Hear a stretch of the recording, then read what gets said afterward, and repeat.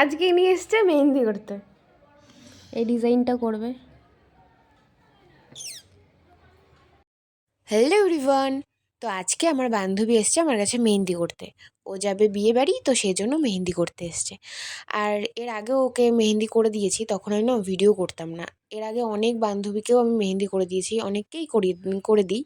আর তখন না আমি ভিডিও করতাম না, তাই তোমাদেরকে দেখানো হয়নি। তো আজকে এখন ভিডিও করি যেহেতু, তো তোমাদের সাথে শেয়ার করাই যায়।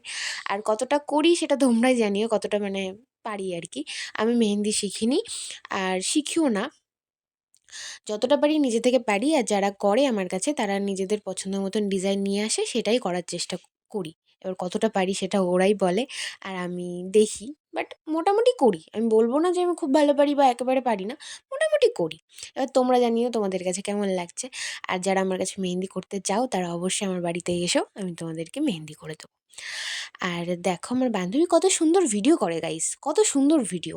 মানে আমি ওকে মেহেন্দি করে দিচ্ছি সেটার ভিডিও করতে বলেছি, ও সেটা না করে আমার চুলের ভিডিও করেছে। কত সুন্দর ভিডিও করে।